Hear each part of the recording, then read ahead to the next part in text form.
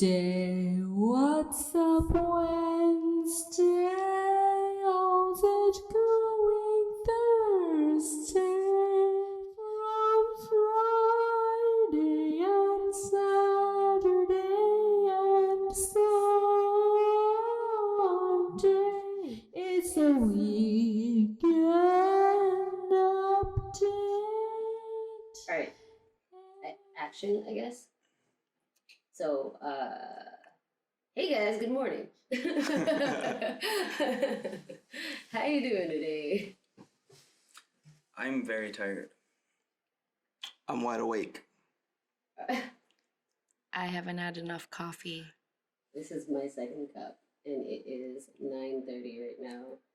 What time did you guys actually wake up? Because I found myself kind of like in between times, because the the window in the bathroom looked like 5 a.m. for the last 5 hours.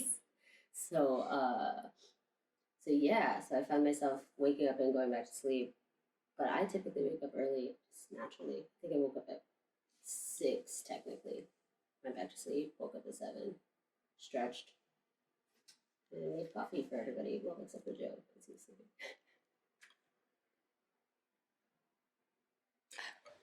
Okay, so if someone has to talk. All right, well, I got up at 8:30. That's probably the last one out. But I also didn't go to sleep until 2:30 a.m. or maybe later. So, like, that's kind of my thing, is I cannot fall asleep at all.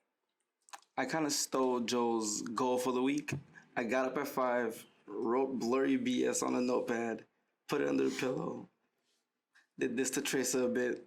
She was dead, got back to sleep. But that's so cool, though. What did you write? No one knows what did this to Treasa for a minute. That sounds wait. Poked at Treasa for a bit. Okay, God. He elbowed me. Please make it more clear. Uncomfortable. Ew. Oh my god, because if you... Okay. Nope.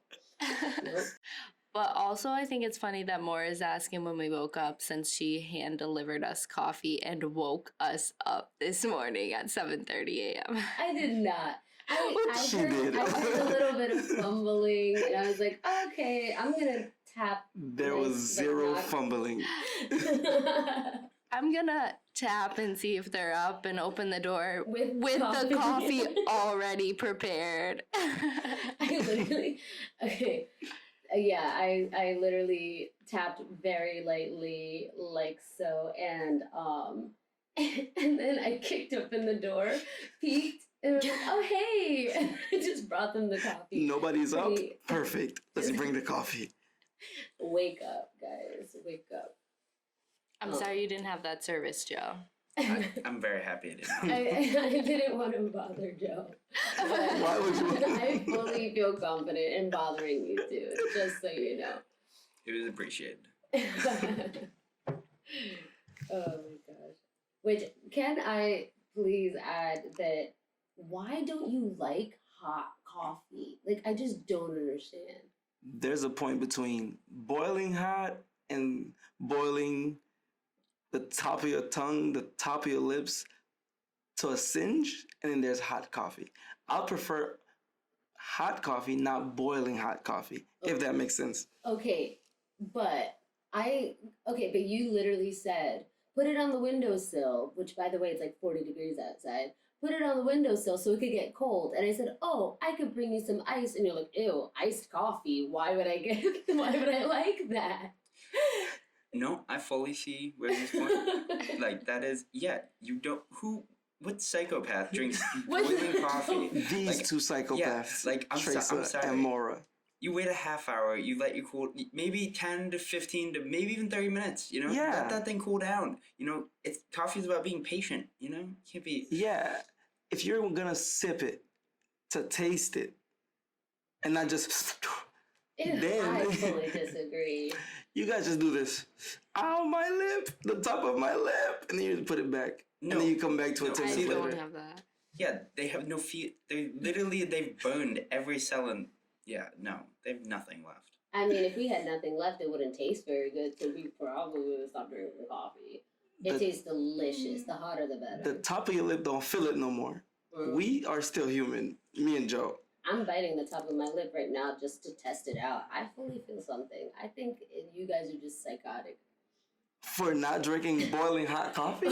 Sorry. It's not drinking boiling hot coffee. It's drinking lukewarm to almost cold coffee. Not lukewarm. But not iced coffee. Like you literally, like you don't have that that enjoyment of like a refreshing drink, whether it's hot, whether it's cold. Like you literally one. just let it not. It needs to be one or the other. Right. What's your definition of hot though?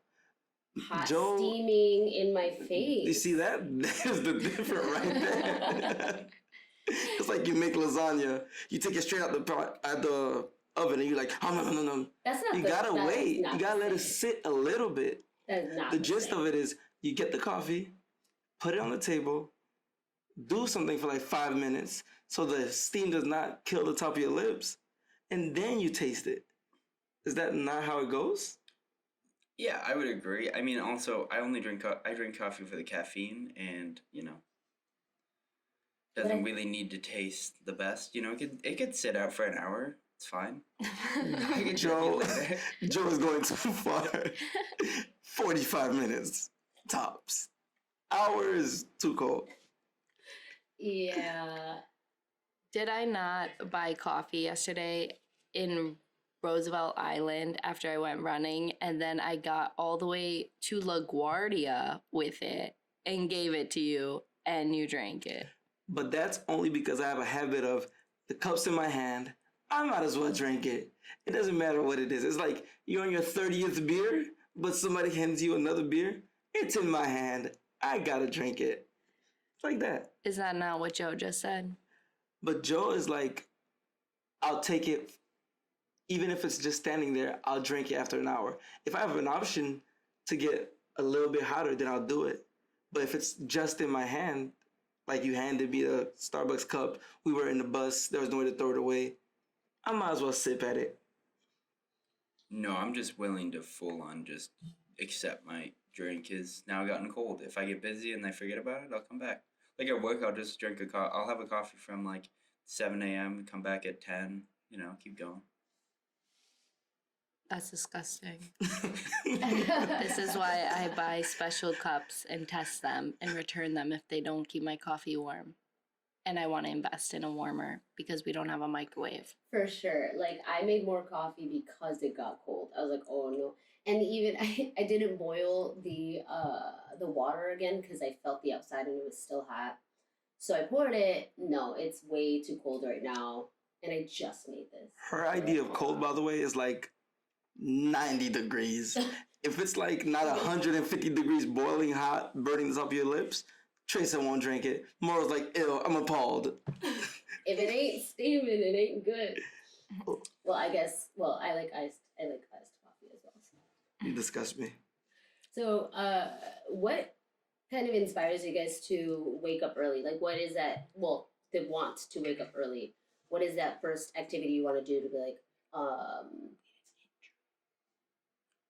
oh, right. We should probably be like,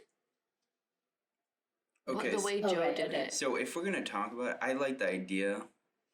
Let's just be open. So I like the idea of us going in attendance in the Yeah. beginning, and then No, I like that, and then but then someone pull has to say someone pull us names. in. Pull us in where we're like, all right, let's So start the do podcast. it, but have us introduce our names. So we'll cut first. out this little bit, but then whoever wants to take the lead will introduce us, and now we'll start getting into the podcast.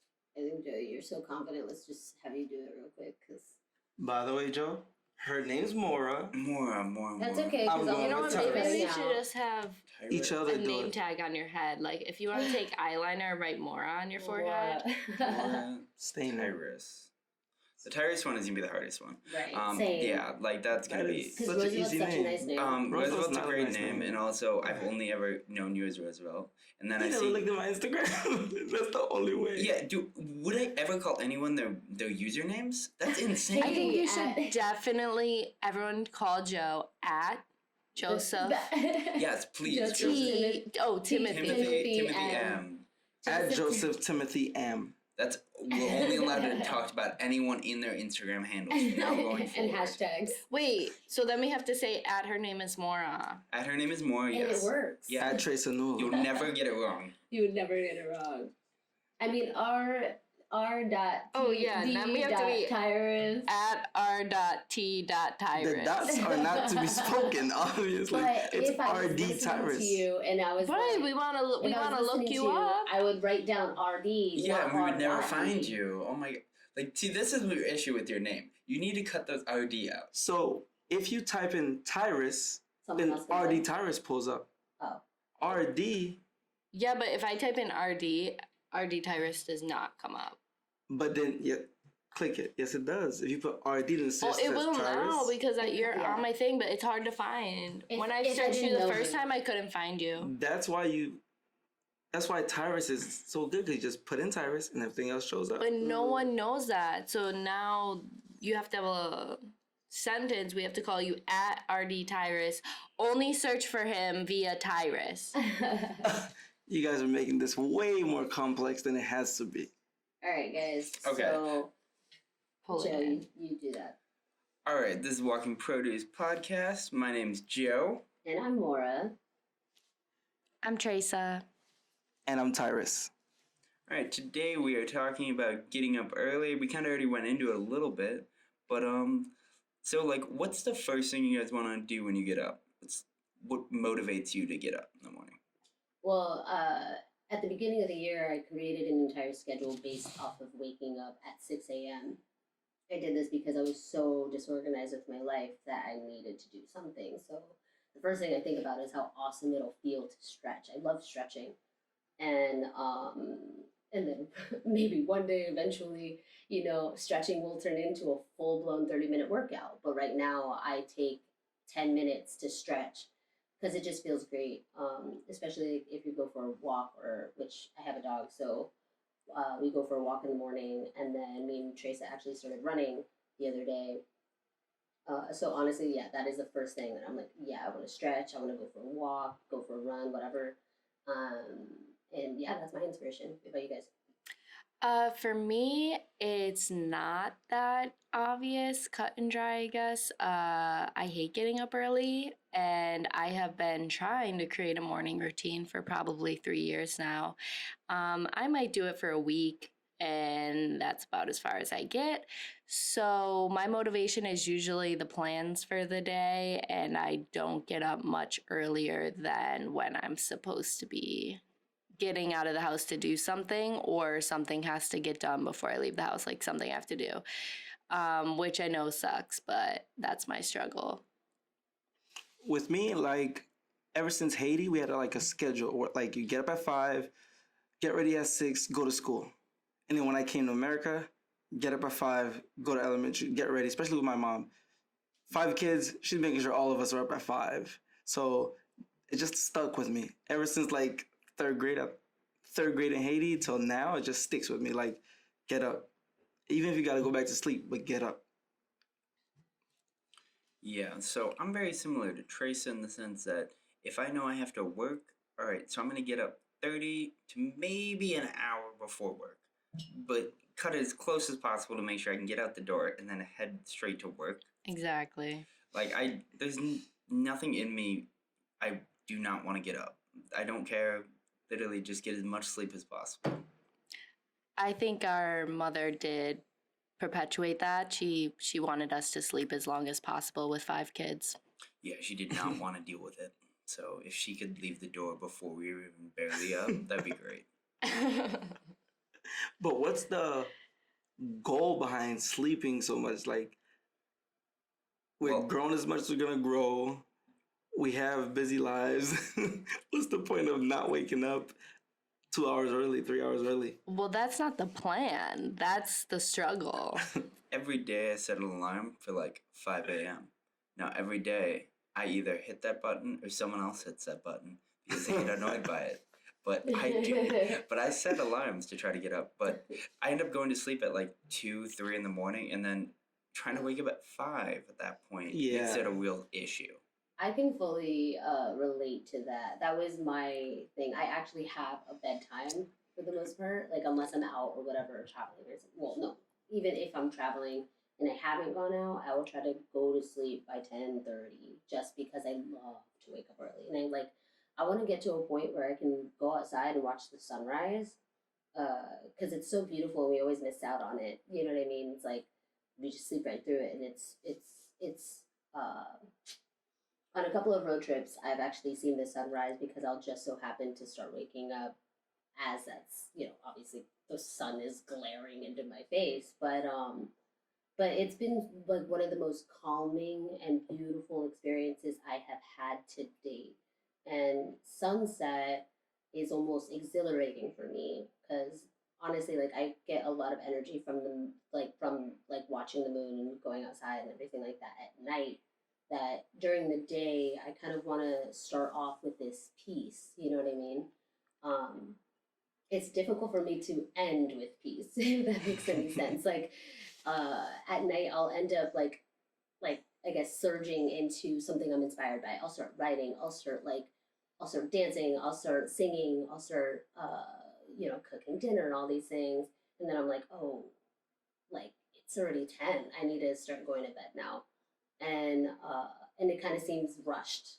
But then in the morning, I have the entire day ahead of me, and I feel like if I were to begin my morning with this calm, at home feeling, then I would end up being a lot more productive throughout the day versus kind of like, oh, it's 6 p.m. time, like the sunset's happening or whatever.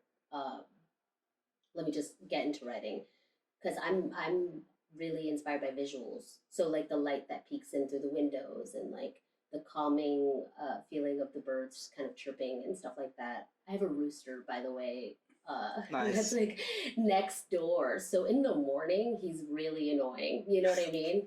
But at night, he does not make any noise. But you'll hear a peacock in the distance, which we have three.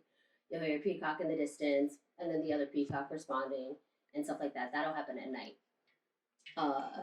So I don't know if any of that made sense. I kind of like went into a circle because I'm thinking about my day, but that's like my goal. So right now I wake up at 6. I want to eventually wake up at 5. Maybe Joe needs a rooster.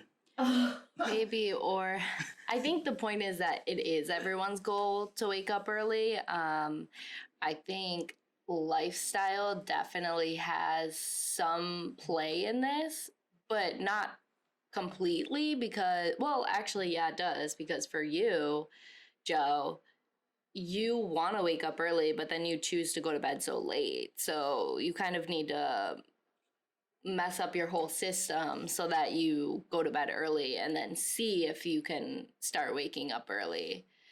Me, I don't always go to bed late. I feel like a lot of times I do go to bed early, but at the same time, I'm in a different time zone a lot, and I have to wake up like at 4 a.m. So like I listen to a lot of like entrepreneurs and business leaders that talk about their morning routines like through their audiobooks and podcasts and stuff, and they all say you should have a solid morning routine. You should give yourself at least 20 minutes extra in the morning to focus on you. But when your report time is 4:20 in the morning and it takes you at least 30 minutes to an hour to get ready, how am I going to get up an extra 20 minutes early to have like a chill, relaxed morning? That feels impossible without going to bed at like 7 o'clock. Yeah, I can totally see that. That's rough. Like I wonder if there is someone who has like such a pushed schedule, such a spontaneous schedule, because sometimes you fly out at 2, sometimes you fly out at 3, and like literally like all of these weird after hours type of times to where like by the time that you're done with your day, right? Like I mean, correct me if I'm wrong, by the time that you're done actually like setting your life up again, you have to take a quick nap because you have to go to work in like a couple hours. Is that Yeah, somewhat. Yeah, that's pretty accurate. But the main thing is it's inconsistent. So like right now I'm off, so I have my whole day. But then when I'm working, I might report one day at 5, and the next day I might report at 10 a.m. So like, there's no consistency there. I think there's not a specific to that 20-minute, as long as you take the 20-minute in your case. You can't take it every morning at blah, blah, blah time because you have different schedules. But maybe when you're on the train, you take that 20-minute because even though it's madness going around you, you used to have, the train ride is at least 20 minutes where you could write stuff down, where you could put your headphones in and tune out the world. Or maybe when you're on the bus, when you're getting picked up, that time, I don't know what you guys do there, but if it's time where you're in a space where you're not moving physically, but the things around you are moving, you could always try to cancel out everything for a second and just take that 20-minute, take that 15-minute, take that 5-minute, and just focus on yourself. It's not the best situation, but it's like with your lifestyle, you just gotta wiggle it a little bit. Yeah, it's definitely, there must be a way to do it because there is people that are extremely successful that do figure out a way. I have read something that The Rock, even if he has a 4 a.m. report time, that he will still get up and work out before his report time. So if that means waking up at 2 a.m., he does that.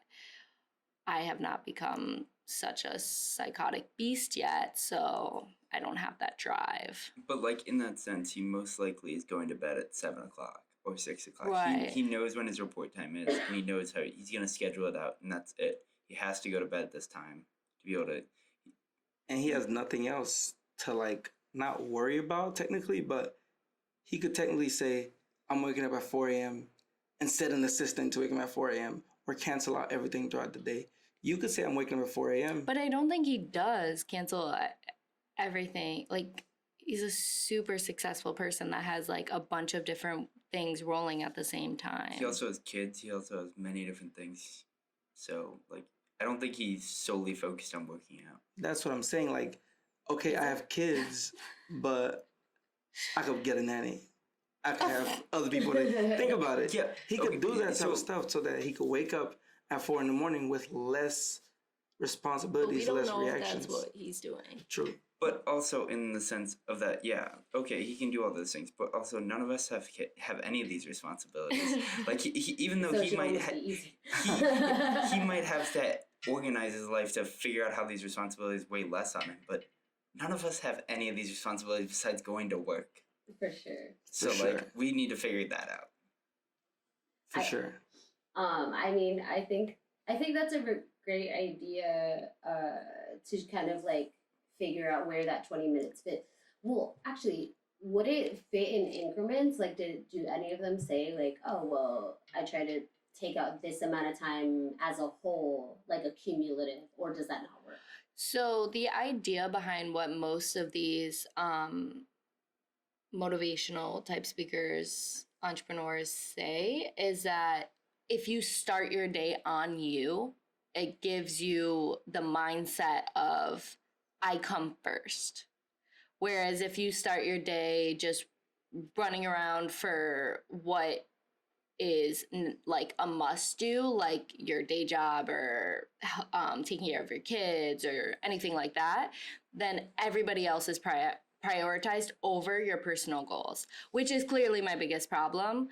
So my only solution I've found so far, I'm not consistent with it, but that I'm trying to do is if I am traveling for work, I have to wake up super early, but I arrive in a different city at a reasonable hour. I restart my day when I go to that city.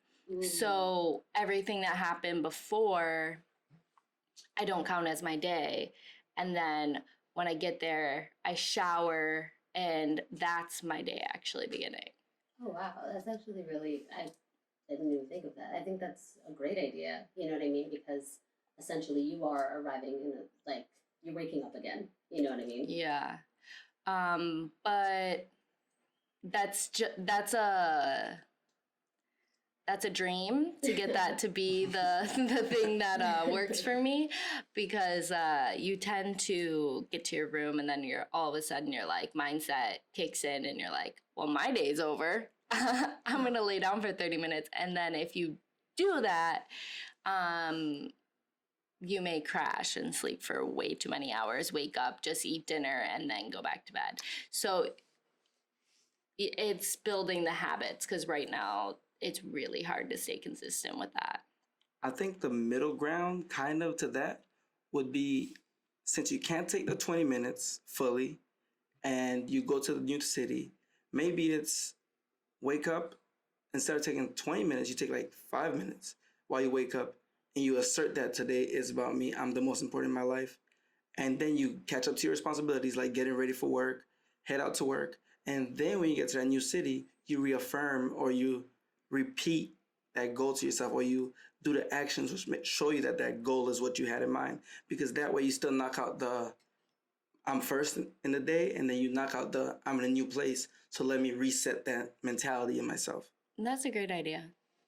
Do you guys think that it affects, like, you know how our society is very against putting yourself first, like to where it's like selfish if you're the first that comes in your life? Do you think that's somehow underlyingly like hardwired in our brain?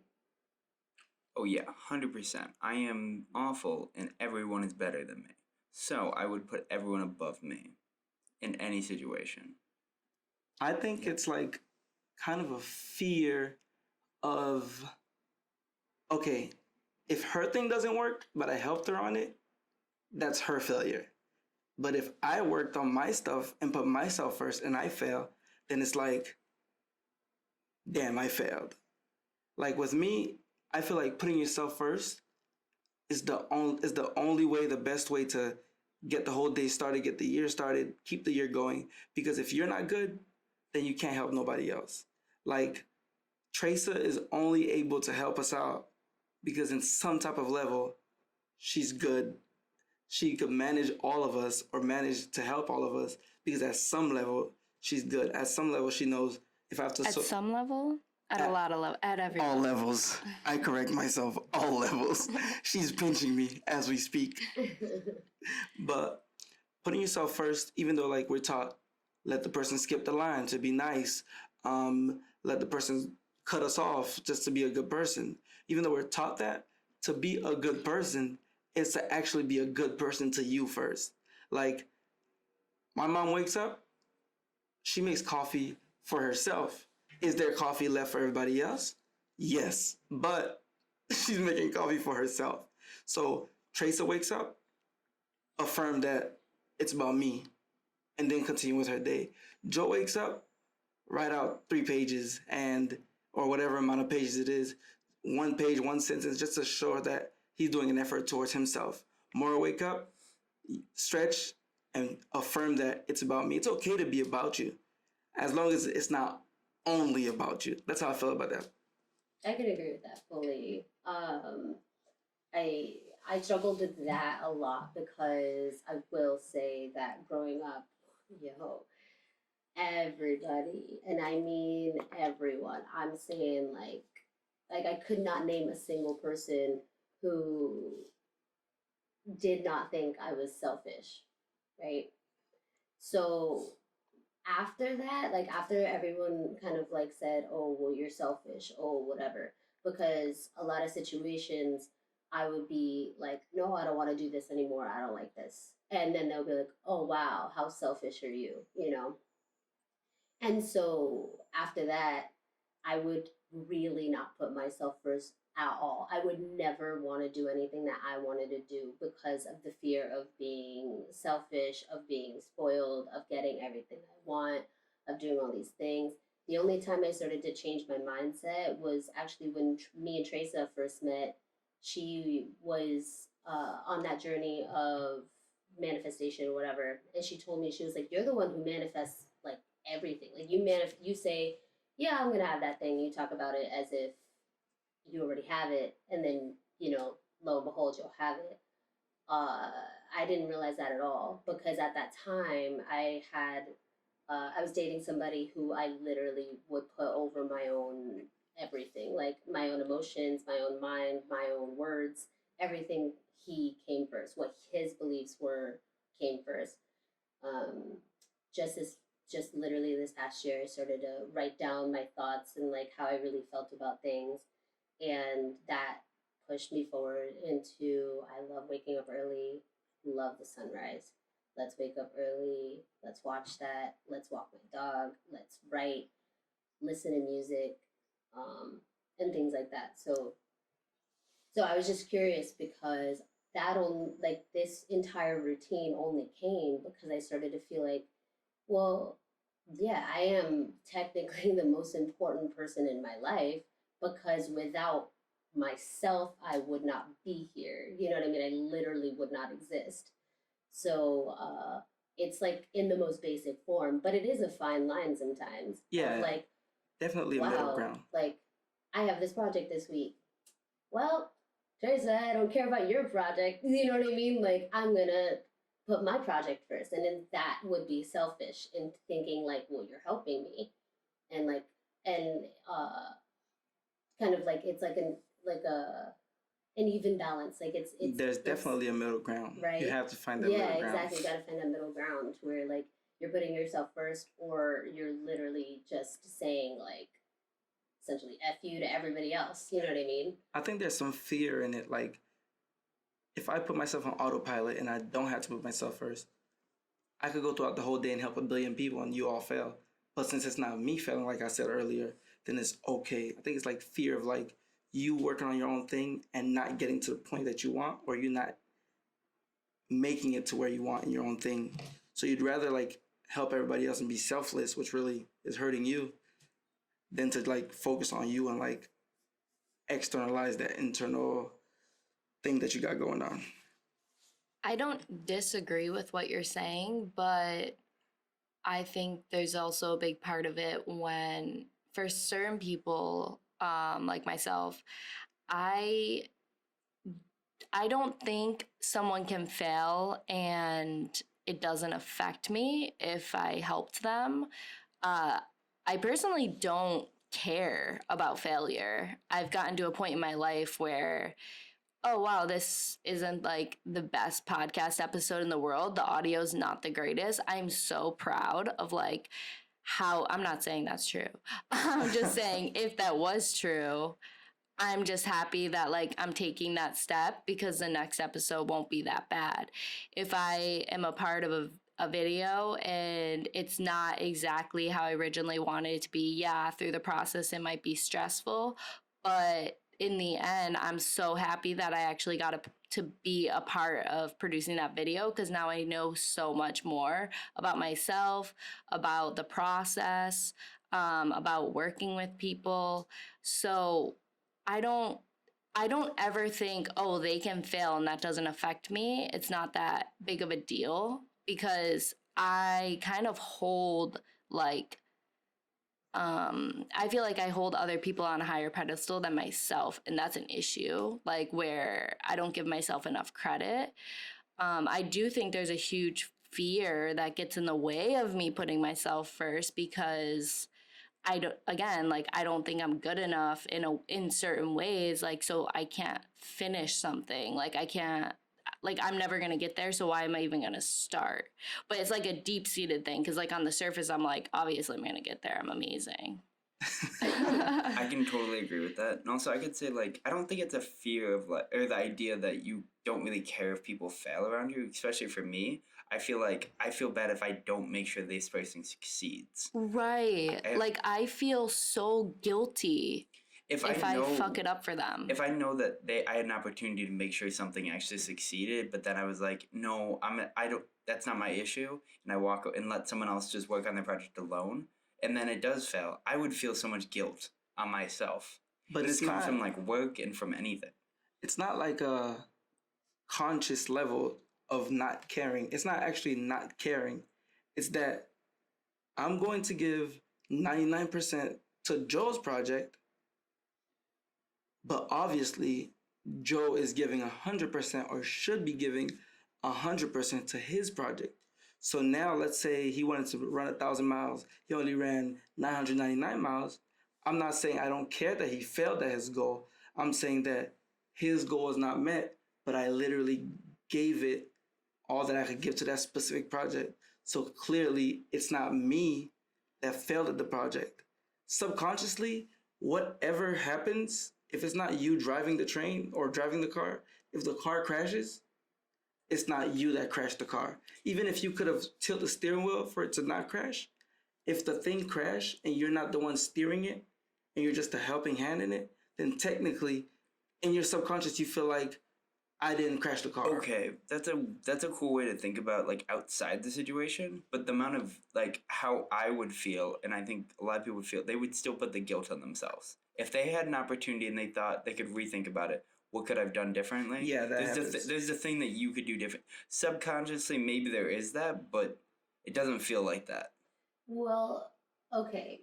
I'm just gonna say that if I had the goal of 1,000 and I did get to 999, I'd feel okay. I'd feel like that's okay. I'm literally just there. So next time I know I can make it. So like that way I don't feel disappointed all the time if I didn't make that. But what we're asking you is if you're working on a project and it's not you, you're I not see. the one trying to run to 1,000. You're the one that's helping that person. You're the coach. You're the sideline. You're the person that's holding the camera, filming them get to 1,000, and they fail. And let's say it's not even that close. Let's say it's a complete fucking flop. Excuse my language, I'm so sorry. Let's say it's a complete flop. Friendly. Let's say Explicit content. it's a complete flop. Do you feel guilty, or do you feel do you feel extreme, like do you feel weighed down by the fact that you let this person fail, or do you feel like it's a subtle letdown because it's not your goal? I can't agree with either. Like I don't feel either. So like I feel like what I do, because there are so many projects now that I've worked on that they kind of just end up switching like the goal. So because midway through we'll realize like, okay, so for example, there was a project I worked on, a music video I worked on, where we were supposed to shoot a summer like vacation in Montauk. It was like 30 degrees next to the beach. Nobody wanted to come out of their tents. The equipment stopped working. I was like freaking out because I was taking on, oh my God, this is my music video. It wasn't. I was just one of the cinematographers, and I signed up for that. But I constantly felt like, oh my gosh, if this project fails, it's my fault. So then you're But- agreeing. No, because once it happened, once I was there, I was like, you know what? I'm going to shoot what I have. I'm just going to kind of like, I'm going to make it work with the director. So we talked and we're like, all right, let's just shoot whatever we have. Obviously, he didn't get that everyone's in shorts and bathing suits and running around or whatever, but it worked anyway because people are bundled up. And look, then they switched the entire idea. And while the original idea did not stand, they shifted to a new one, and then we were able to achieve that goal. So I feel like just a switch in mindset was the savior of that project. But that's great, and that's a good solution. But the question is not what is the solution if you feel this way. It's, do you feel the weight of someone else's project, or do Yeah. you not? Okay. And you so do. Then I would feel the pressure to like, okay, this cannot fail. What can we do? Yeah.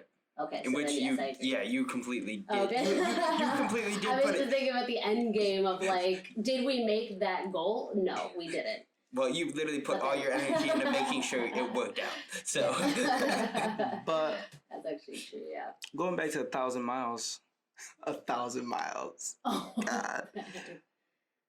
You hold yourself accountable so that Joe could, or whoever it is, could get to that goal. right. But you could do 10,000%. At the end, Joe has to run. Joe has to stretch. And even if you help him stretch, you're not feeling the effects of the stretch. So psychologically, you're like I did all I could to prepare Joe over to like mentally be there for Joe. But it's Joe that has to run 1,000 miles. The ultimate 99 mile failure is Joe's failure. And even if you feel it, like, oh man, next time we'll get them. But I'm telling you, in the back of your mind, you're like, I was there, I stretched, I had water, I had camera. No, I disagree. What I'm saying to you, Tiirous, is that I agree with you that that is the healthiest way to live your life. 100%. Like, that is the goal. Like, I should not care so much about your music projects. More than you do. I should care more about myself, but I don't, because I don't even give myself the 5 minutes to care about myself at all if you have a project going on, because I'm giving you all of my energy and there's nothing left over. Yeah. So everything you're saying, very healthy. The healthiest thing you could be doing is saying, you know what, wasn't my project. Actually, you could have done more. And you know what, I did everything I could. Let me walk away from this, clear my mind. But that's just unrealistic of how I think most people feel, and where their stomach turns, their week is ruined.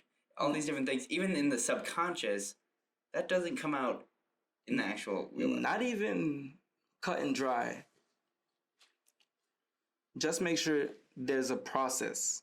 Forward. So it's not so cut and dry, like Joe failed, blah, blah, blah, blah, blah. But mentally, once you've completed the goal, or once you've attacked the goal, and you get to the point of where he can't run no more, and you filmed him all the way to this point, you run out of film, right? So technically, it's a failure on him, or somehow on you too. You have to then set the standard of, okay, he got to 999 miles. That's awesome. It's not 1,000, but that's awesome. Did he fail? Yes. So now you go into the process of, he failed. I understand. It was great. He could try better next time, to the point where you're like completely away from the situation because you understand what happened, why it happened, how you could do different. So now the weight is not on you no more because you've dissected the situation kind of. But are you getting where we're coming from? Like, are you understanding? Like, I completely we understand. agree with you, Okay, great. Because I thought you were saying that. but we are not We're there. just not there. Oh, okay. So right now, 'Cause, you know, where we're at right now. Tiirous is God, so he just does everything perfect. Not perfect, but 99% accurate. Okay, so yes, like that is 100% the way you would want to do it, and everyone wants to achieve that. But what do you think is the simplest thing that you could do to work towards that? Differentiate. Once something is a success or a failure, you have to have kind of like protocols to go into it. If it's a success, high five Joe. Woo, let's do it. Beer's on me tonight. If it's a failure, whoa, Joe, that was good. You got to 999 miles. That was dope. It's not 1,000, so next time maybe we work out a little bit longer. But then you have to have steps like, not saying prepare for failure, but once something happened, you can't get stuck in the failure and just dwell in it and let it pressure you down. Because honestly, one failure is over, you have the next thing to tackle. You have the next thing to tackle. Joe ran 999 miles. Right. Give the man some water and a pat in the back for next time. But what you're saying does make sense. But how? Sorry, I lost my train of thought from what you were Okay, saying. so I'm just gonna pick it up. So basically, I would say maybe the healthiest thing to do after you do feel like you failed, or like you failed helping someone and something happens like that, maybe the best thing is to think about pull up everything positive out of the situation. Maybe write every one of those down to revitalize what you're saying. You did everything you could do. Okay, yeah, But, that's right. But I feel like on the topic of like where we're coming from, like I think what Joe was more asking was, how do you go from a place of caring so much about someone's project while it's happening to letting it go a little bit and letting them hold the pressure, letting them control whether it lives or dies? Because sometimes, like, I feel like I could be the person where like something's dying, someone's not caring so much, and then I'm like, no, I'm gonna do everything possible to pull something out of like the dirt and make it amazing. I fully, oh my, so that literally, that entire statement is how I felt on that shoot. Like, everyone else was so cold they didn't want to do anything, right? Everybody is essentially there to work. They signed up for it or whatever. I was like, how do I get this camera to work? How do I get this equipment to work? How do I warm everyone up? Let's set this bonfire up. Let's do this. I'm literally just You're just like, a cinematographer. right, exactly. Like, I was not the writer, director, creator, any of the like, I literally was just supposed to hold the camera, get the shots that I thought that we discussed were going to be a prominent part. That was it. But I took the role of everything else. I took the role of lighting, of the cinematography was already my thing, but the directing, the everything, like, hey, do you mind moving over there? I'm gonna get this shot. Go that way. Let's do this. Go this way. Let's do this. Because I kept that project in my forefront while everyone else was getting drunk. Well, what I'm saying is, it's not giving the person the ability to take the failure to themselves. Once you did all that, right? You had video content. That's it. It's not giving the person the responsibility of it being live or dies. You have something. You're no longer an optimist hoping that it is great, or somebody that's hoping that it fails. You're a person that's seeing the cup for what it is, or the video content for what it is. So how do you get to that place, that mindset? Like, how do you not care? Remember, when was it? We shot a video for Valentine's Day. Literally, we drove an hour and had to beat the GPS, had to beat traffic. Once we did all that, right? And we had the video content. That's literally it. You have to work with what you have, kind of. Like, it don't matter if you did all that stuff you said, I helped Joe stretch, you made a bonfire. Once you have the video content, or in Joe's case, the 999 miles, that's what you have. It doesn't matter at what you was hoping. Just basically start from what you have at the end. If Joe ran 999,000 miles, that's what we have. I'm not disconnecting from the failure, but I'm not going to say, well, he had 999,000 miles and change. No, 999,000 miles. That's what he has. And now we have to decide, okay, Joe, good job next time, or Joe, you failed. But let me throw this at you in a different way, because I just want to get to your mindset so we can understand how we can move forward. So you are on a project. Say you're on my project. Say for some weird reason, I decide to have you in one of my videos. And I am just like halfway through the shoot. I'm like, yeah, I need a nap. Yeah, I'm going to go lay down for a little bit. And like all the cameras are set up. Everyone else is working. And I'm like chilling out. And then when it comes down to getting the shots and like finishing the video, it just feels like there's no way we're gonna get there. This project feels horrific. You could be the person that steps up for me and picks up all the pieces and makes sure that happens. Or you could be like, well, she doesn't care, so why am I caring? So like, how do you get to the place where you're like, I'm not going to care. I'm going to let this die because this is not mine. 3 things. You're not saying you don't care. You're going to let it die. Second, once you, let's say in that scenario, once you go nap, does everything keep moving? It depends whether you as the helper decide. That's what I'm asking you. So if I decide to keep everything moving, right? The point is not to not care. The point is, let's say I keep everything moving and it's not up to your standards, or the shots are a little shaky. It's less quality because I didn't know how to hold the camera, blah, blah, blah. We can't look at it as a failure. We have to say, this is what we have. We have the first scenes, the first shots, the first videos, perfect. We have the last ones shaky. It's not a failure, it's just what we have. Basically, don't think of it as Joe's failure, or even though in the back of your mind it's like that. The thing is, it's what you have. You don't have the ability to go back in time and make all of it perfect. You just have to be like, I'm held accountable for the second half of that video. Yeah. Treasa is held accountable for the first half of that video. We worked on it together, but this is what we have. The world will see it as one project. But as ideal as that is, that's not reality though. Like if, for example, uh, we like let's say so for the podcast, right? I have to create this intro. I have to do whatever, and then Trey has to do whatever, and then you have like we all kind of like assign a thing. You better believe that if Treasa says, "Man, I really got this deadline," or Joe's like, "Man, like I really just don't have time to do that," but I had the capability to do it, I would edit the whole thing, put it together, and have it posted by that deadline if that was something. I'm not saying that But- is. But this is a group thing. So is that the But- same as it being my video? Not even that. Okay, Even I if see it's what not you the mean. same, once you pick up all the responsibilities by yourself, and at the end you post it, Treasa could no longer, or she shouldn't be able to go back and watch it and say, it's a failure because you didn't do it like that. I would have done it like that. Well- At that point, it's this is what we have. Mora worked on it. She made it to this step, and this is the completed version.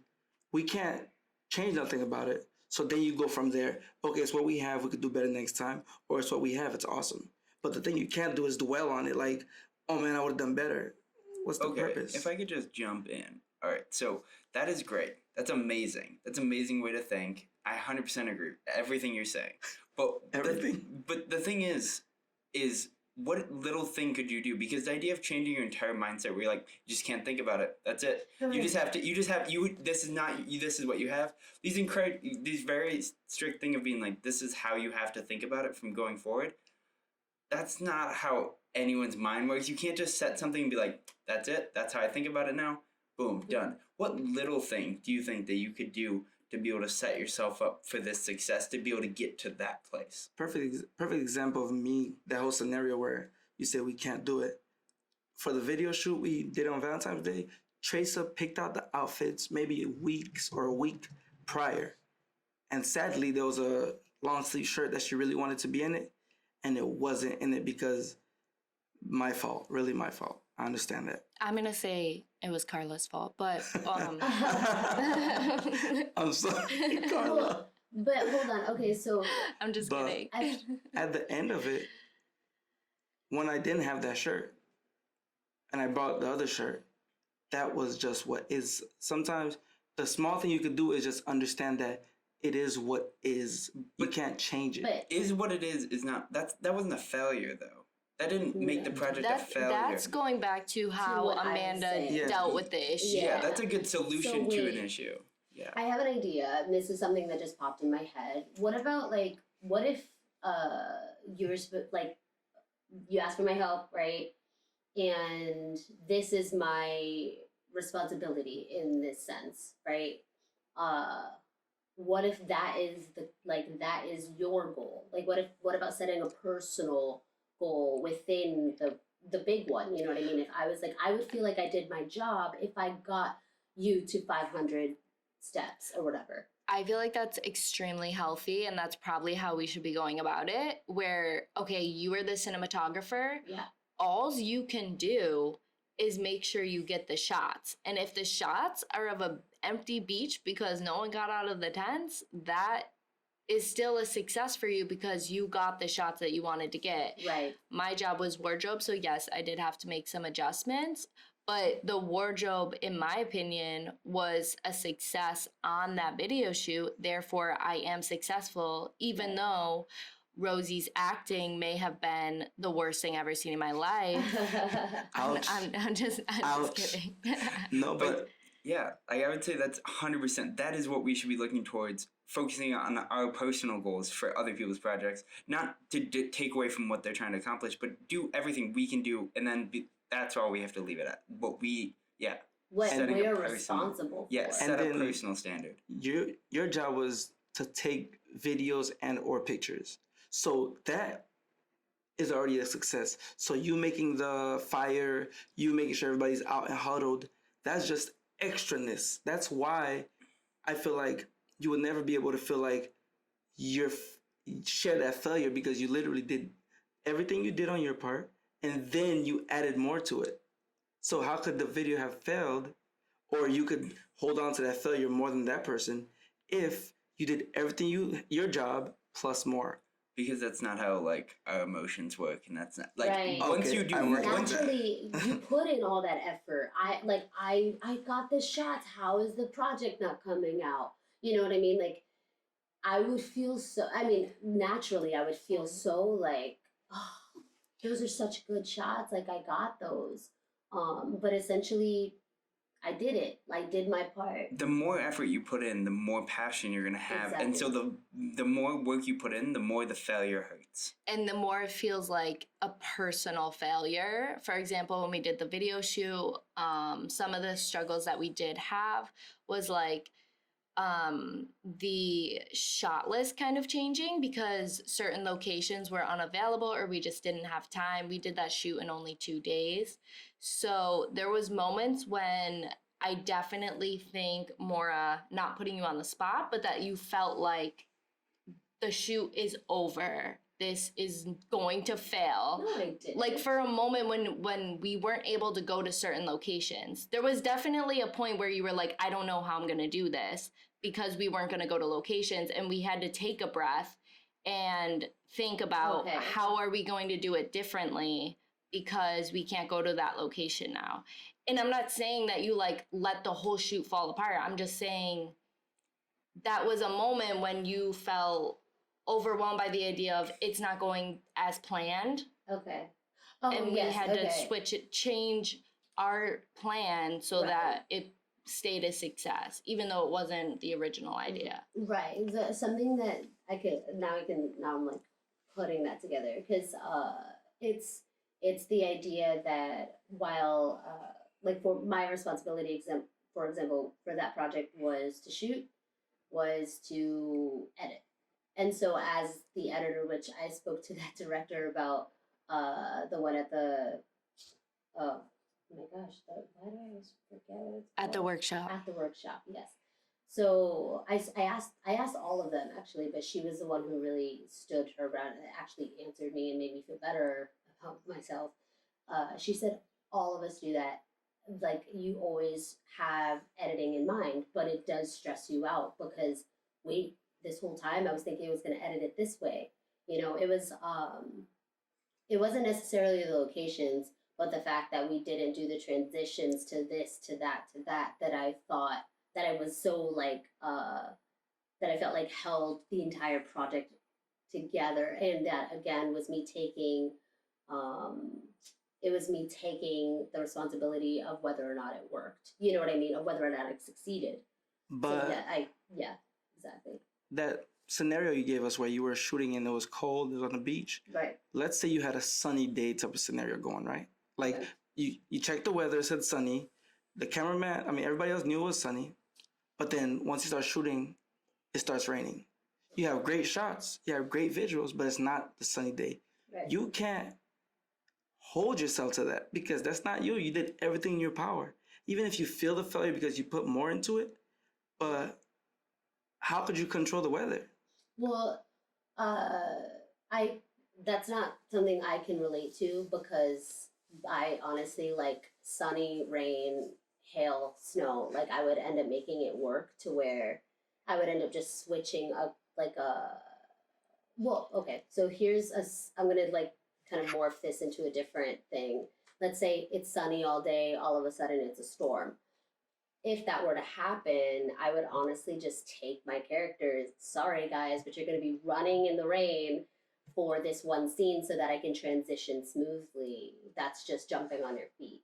I feel like, I don't mean to call anyone out, but like I feel like that is such a ideal way of thinking, and that's such an after way of thinking. Like being really real, I'm just gonna say for myself, that's not, maybe I'm just not that good of like a human, but like there is a moment like you get there, you had a picture in your head and you feel like, oh shit, this is not at all what I had in my head. Let me take a moment, let me take a breath, let me figure this out. Like I only could dream that I would have that mindset the second something happens. But maybe you're far surpassed me. No, I there's don't- always a moment that happened. Just adjust. Like literally, my music's been deleted twice. Almost or was in the process of being sued once, and it's just like music got deleted. Pause for a second, breathe. Okay, that's what we have now. It's deleted. There's no going back. Now you either get stuck in that delete moment, or you work toward it and you understand that there's a failure. Fine, there's a failure. But I'm not going to take the pressure of that failure and get crippled by it. Right. I'm going to just record more music and try to re-push it out. So I've been through the hurt so much or through the failure stage so much that I'm like, okay, this happened, fuck it. Sorry for cursing. This happened, okay, next. Or this happened, okay, process, next. You can't change it once it happens. So you just gotta like break it down, decipher to what it means or what it is, and then move on. Which I fully agree. And I totally agree with what you're both saying. It's just like, I don't like to say things like they're so easy, because I've worked with all of you and I don't think it's so easy. Like, it just doesn't come so natural just being humans. Like, if you had an idea that's going to be sunny, I feel like there's going to be a second where you're like, No, for sure. Yeah. There's absolutely a second, but that being said, we shoot our stuff within a couple days. It might be an So hour. that's pretty quick turnaround. For yeah, all I'm the not things, saying that you know? go mope in the corner and No, cry. right. But, No, I'm but agreeing what with I'm you. saying, what I'm saying is not like if my characters were running in the sun and then they're running in the rain in the next clip, it's because there's going to be probably about like 30, like depending on how big the shoot is, how many people and everything. There'll be 30 minutes to an hour of just thinking, how am I going to turn this around? How am I going to switch this? It's stressful, absolutely, but it's that is where my mind ended Right. up going of like, Of course. because we work together as a team, Yeah. and we're like, how do we get this to work? When we didn't shoot the cafe, that cafe scene was fully deleted. It was like, wait, but that was supposed to be the reunion. And then we just cut that scene altogether and it still came Within together, a 2-minute period. And For I'm not sure. saying like that we dwell on things for hours. I just wanted to like clarify that like it's not that easy, just Right. because it sounds so unrealistic to someone who's never done it before. Yeah, it's Right. not easy at all. And it's not 1 minute specifically or like even metaphorically. Sometimes it's days on something. Sometimes it's weeks on something. But the thing is, you can't dwell on it without that process of knowing that, okay, this happened, this happened, this happened. Now I gotta get to that point. It's like, I've been through it so much of the failures that it's like, or positives or both, that I'm like, this happened, this is what it is. Fuck what it should be or forget what it should be. This is what it is. Now let's do the steps to either go to the next step or restart. I guess what I'm saying is dwell on it, but know that there's an end point to dwelling on it. You can't dwell on it and just let it cripple you, if that makes sense. 100% agree. God. I think we went a bit deep in this rabbit hole of just Yeah. I think everything we've said has been really positive, but I don't know if we've really solved it. I don't know if there really is. I don't know if there is. No, I think don't we there- solved our original thing way back. Yeah, I don't think there really This is a way was of. way Yeah, off. I don't think there really is a way of solving like the idea of like how you think. It's just kind of like the more times you put yourself in that situation, and then like Tiirous was saying, like you have to break it down and really try to like work through it and really understand what part you really took part of it and accept your part, like everything, your successes, and separate that from the failure of the whole thing. And like Mora was saying, basically to just look at what you have set a personal goal for that project, because it's not your project, but what were you brought in to do? Set that goal. And yeah, so I think going back to our main topic after that tangent, about waking up in the morning, what small thing does everyone think they could do to set themselves up for success in the morning? Since I feel like a lot of us are kind of there, but then also somewhat still struggling. What small thing do you think you could change to your morning routine that would help you? Or that you already do if you like actually wake up early every single day. Yeah, what is the biggest thing, do you think? If you already, since like Mora and Tiirous say they already wake up in the morning, so like what do you guys, what is the biggest thing that you guys do that really perpetuates waking up in the morning and helps you guys succeed with your day? Honestly, my dog. Like he is. Because I take him on a walk. You know what I mean? And I'm like, oh wait, like I can't. It's unfair if I don't actually, if I make him wait now, because I have been waking up at 6 and I started, and then but he's the one that kind of like I think about first, to where I'm like, wait, we can go on a walk together. I gotta feed him. I gotta do all of these things. So that's right now. That's the biggest thing that I do in the morning, because since me and Treasa have been running, that's something I want to continue to do, except go for longer. So if I go for longer, that means I have to wake up even earlier. I have to wake up at 5:30 now, so I could go for a 30-minute run, take my dog, and then start the actual routine at 6. So I'm not someone that wakes up early, like I said before. I want to, but I struggle, and I'm not going to buy a dog because I know it's me. That's my biggest thing, not your biggest thing. I know that might disappoint a lot of people, but it's not my thing. So I think for me, I need to make something like maybe the running, maybe that will be the thing for on my days off, because obviously I want to make my days off the most productive they can be. I might look towards running as a way to get out of the house and kickstart my morning. I'm gonna try that and see if that does help, because right now the only thing getting me up is coffee, and unlike a dog, you can get your coffee and bring it back to your bed, so it doesn't really help. Well, I mean, I will say I can totally bring my dog back to my bed technically, but I true. fully he's small enough to fit in my bed, but I do not do that. But With me, even though I wake up early, I think the next step for me is maybe the night before or the day before, make a list. Because waking up early is one thing, but then successfully going throughout your day because you woke up early is a whole nother thing. I could wake up at 5. This morning I did it, which was very good. But other mornings I'd wake up at 5, spend an hour kind of fidgeting with that, doing this, doing that, never really accomplishing one thing. Just because I'm up early, I think my next step should be to succeed, or like to have a positive momentum once I wake up early.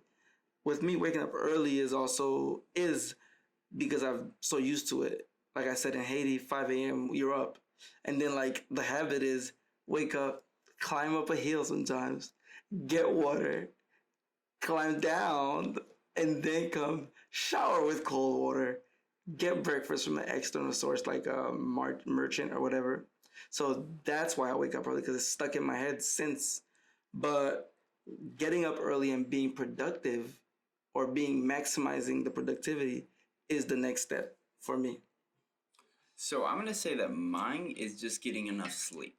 Since I think that's honestly my biggest issue. Like I could wake up at 5 o'clock if I had 6 to 8 hours of sleep. But when you wake up and you've only had 2 hours to 3 hours sleep, it basically feels impossible. And there's no reason for me to get up that early if I have to work in 3 hours. I might as well just get the extra sleep and then wake up. So that's probably where I'm going to try to put myself, is set myself up for success, where I'm going to be able to get those 8 hours and then be able to start my day. So probably shutting down everything a little bit earlier, actually going to just be in bed with no TV, no anything, just lay there and just actually try to sleep at a reasonable hour. Are you off tomorrow? I am not. All right. So one time, me and my brother, because summer, you stay up all night and then sleep long days. So when school time would come, like a week or 2 weeks before school, my mom would do this thing where, like, it's gonna sound weird, but she'd do like, okay, guys, let's stay up. And you're thinking, wow, fun. Mom's letting us stay up all day.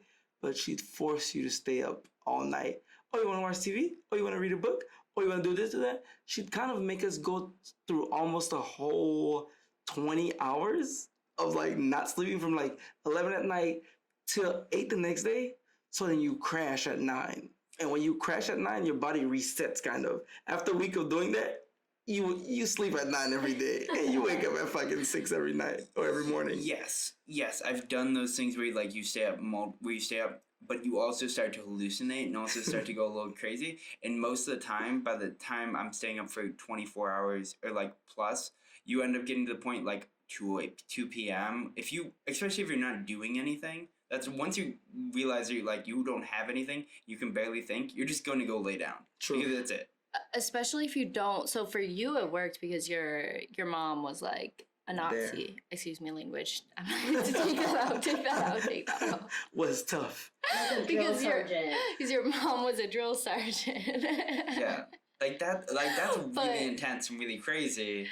But I have definitely done that many times, and it always works. Like if I'm in school or something and I have a deadline and then I have to go to class the next day, then I can stay up. But if you're just have personal goals and you're just like wandering about the apartment, especially if no one else is here, I'm with Joe. I'm gonna go to bed at 2 p.m. So maybe the thing is try to find things to do. And even if it's not 20 hours, but let's say you slept at 3 a.m. and you wake up at 8 for coffee or to pee, maybe you just stay up and get out the house, catch the train and do something, and then come back around 6-ish or like whatever time it is, 4-ish.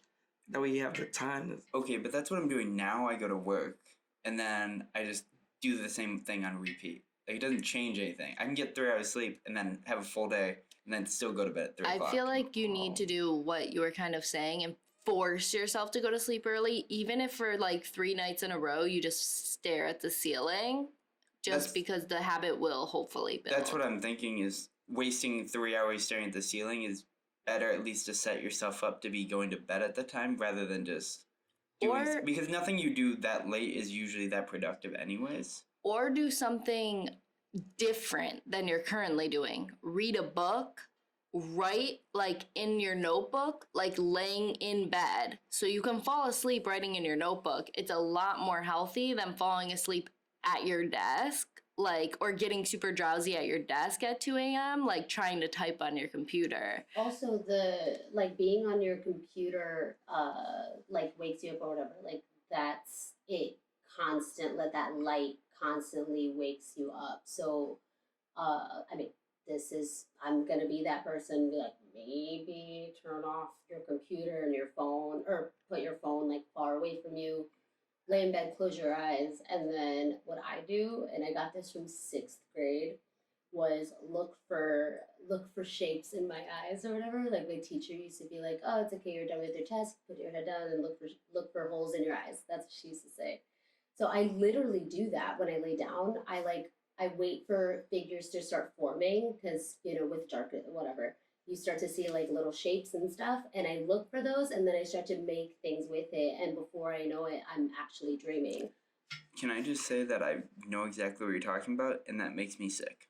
Really? Yeah, it upsets my stomach anytime. Oh my God. But I think the problem is he doesn't have that drill sergeant, quote unquote, bomb. I don't either. Like let's say he turns off everything, right? Then he lays down. Then he looks at the ceiling. But then an hour go by and he doesn't sleep. Now it's like, I'm the one that turned off the laptop and the computer and the phone. I could also turn it back on.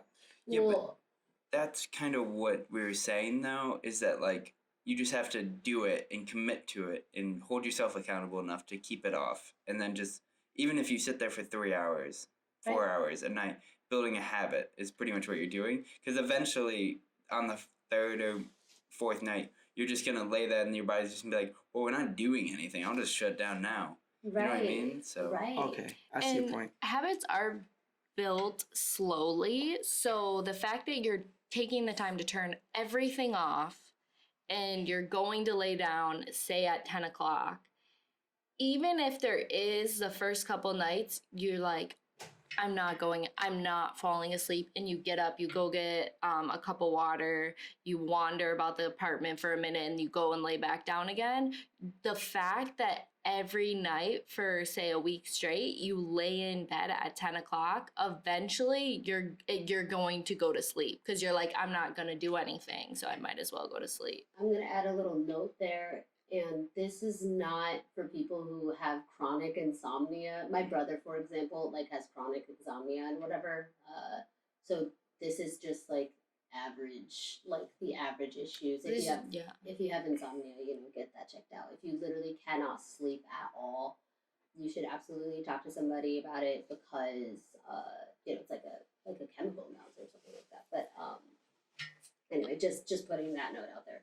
Yeah, to clarify, I live with Joe, and he can sleep till 3 in the afternoon, so he's sleeping. Does not have insomnia. Also, due to the fact that during the week I sleep about 3 to 4 hours a day, and then whenever I'm off, I just sleep like 12 hours. But by laying in bed, you absolutely are training your body and your mind. I mean, first and foremost, your mind to be like, this is bedtime. I am sleeping. I 100% agree. I think I will continue and try to work towards doing that. Yeah, I think 3 hours a day on your work days should be the opposite. I think you should sleep earlier and more on your work days. That way you just wake up full of energy, or wake up knowing that you have to go to work. And then on your days off, you can maximize that. Maybe you sleep less and then you wake up early like Mora does and take advantage of the whole day. So I don't know if you think I'm disagreeing with you. No, I'm 100% agreeing with everything you're saying. I am doing this wrong. So I want to be clear about this. I'm doing everything wrong at the moment, and I'm working, and I would like to build towards doing it correctly. Right. So I think that's awesome. Everyone kind of has a goal moving forward. And yeah, so I think that might be it for today.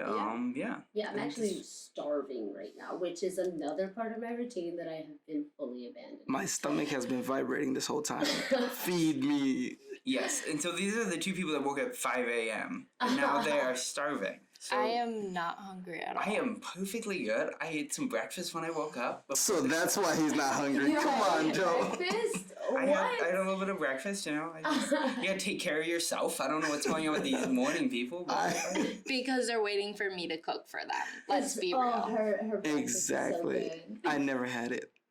I never give Joey breakfast. no, absolutely not. So Mora's spoiled. But all right, so that will be it. All right, this is Walking Produce podcast. All right. Thank you guys for tuning in. See you guys next time. And Saturday and Sunday, it's a weekend.